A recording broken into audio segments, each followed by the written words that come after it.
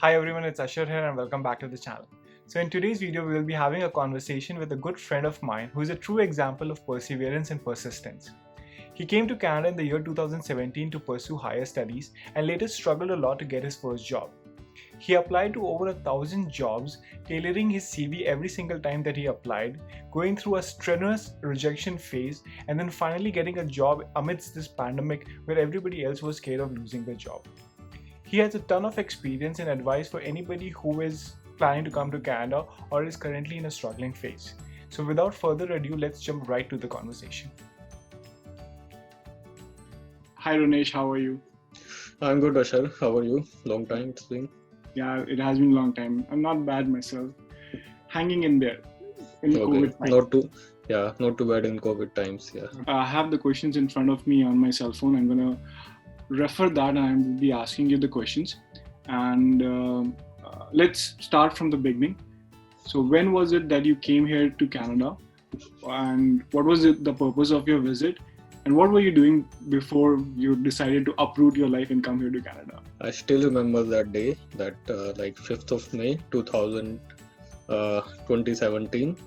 Yeah, it was the day when I landed here, and I came here, as you know, for pursuing my MBA. I had been working in the IT industry for about 7-8 years, mostly I started as a programmer and later progressed into a technical lead role. Let's talk about your course. What was the duration of your course, and how much did it cost you? So the course technically it's of 16 months, but I believe effectively it's just 1 year. And how much did it cost? Are you asking me including living expense as well? You can leave the living expenses, just the tuition. I think it was $46,000. $46,000. Yeah, the tuition fee and all. Okay. Yeah. And did you take any loan for this? Yeah, I took one heavy loan for that. Yeah. If you don't mind sharing. The same amount. Yeah. The entire 46,000. Yeah. All right. So when did you start the job search? Was it immediately, or did you take some time to start applying to jobs? So I think it started in around December. Yeah. Till then, you are still in that study mode,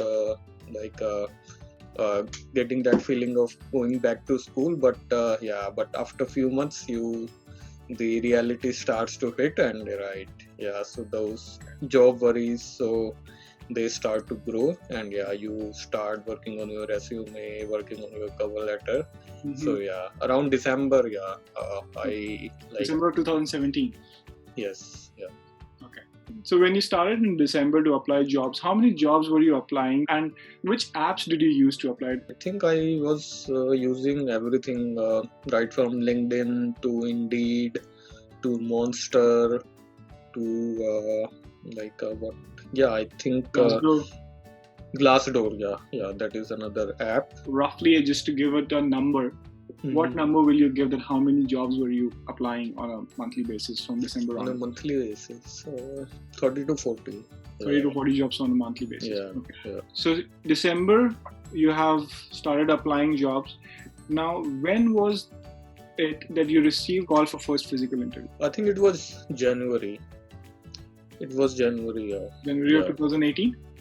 2018, yeah. I think it was with one of the top 4 banks here. You mentioned that you went to India and you worked there for 10 to 11 months. Yeah. When did you go to India? I went in January 2019. I just went there for about a holiday, but my father, he was not well. So I could not leave as soon as I would have liked, so I had to wait. And also one of the things that happened, I could have came here much earlier, but my visa expired in July. Then I had to restart that process, right? Because you know that it takes a lot of documents, bank statements, appearing for visa interview again, medical, so all those things. It took me about 2 months. January 2019 is when you went back to India.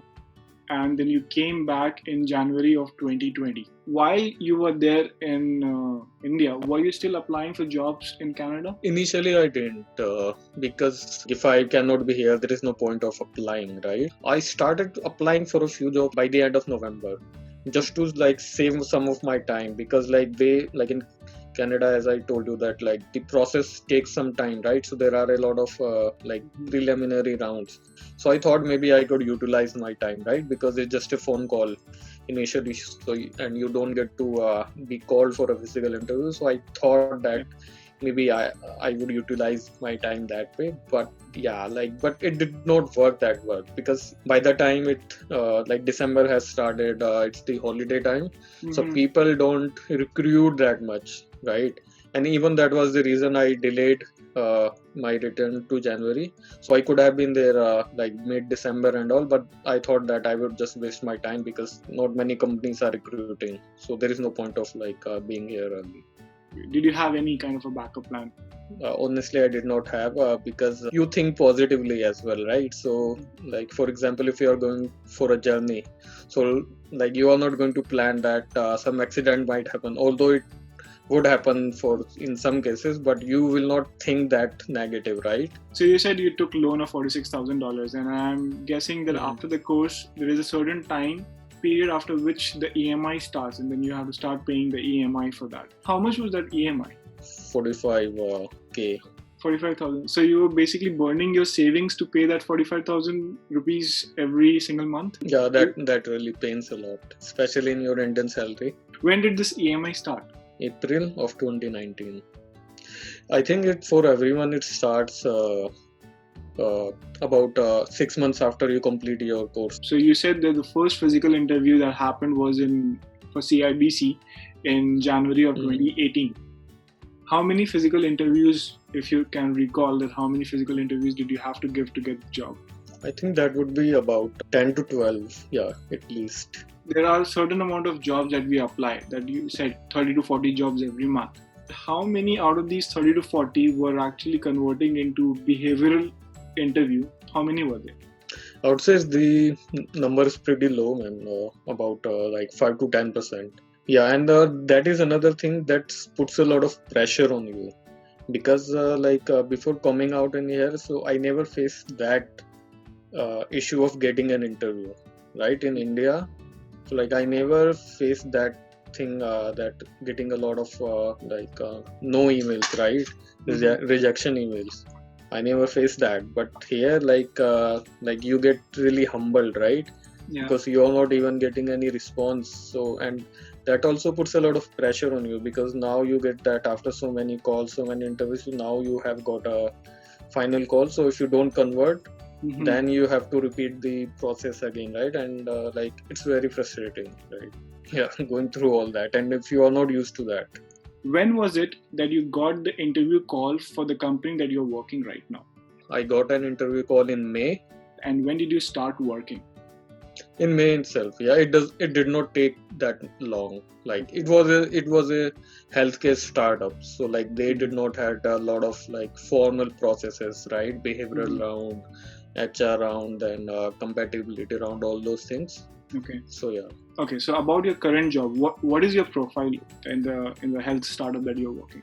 It's pretty much a technical role, like more in alignment of what I was already doing in India. Since you're already there in the company and you have a stable income flow, it must have relieved a lot of pressure from the EMI front. But now the question is, are you still looking out for jobs? Are you still applying? Not really. Like I have taken a break. There have been a lot of things that you have experienced. Yes. But if there is something that you have to tell somebody, or if there is something that you wish you knew before you started your journey, and you want to, give that information to somebody who is going to start his journey or her journey, what information is that going to be? I think here the biggest differentiator is the PR thing. Like if you are a permanent resident or not. Because I have felt that like apart from my qualifications or my experience, so that thing seems to matter most. If you are a PR, though like it's not, I don't know if I should say that, but still if you are not really that competent, you can still get ahead of an international student. And like I don't think it's bad, but yeah, even the employer, they feel more confidence that that candidate is going to be there with them.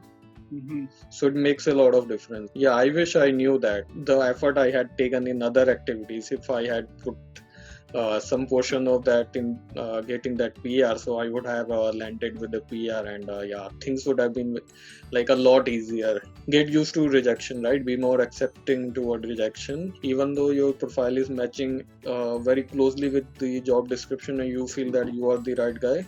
Sometimes you will not even get that rejection over email, right? They will just simply ignore your profile, and sometimes you might get an like on the contrary, you will get a reply when you feel that you have no chance at all. That was all the questions that I had. Thank you so much for taking out the time once more. No problem. I hope that really helps someone.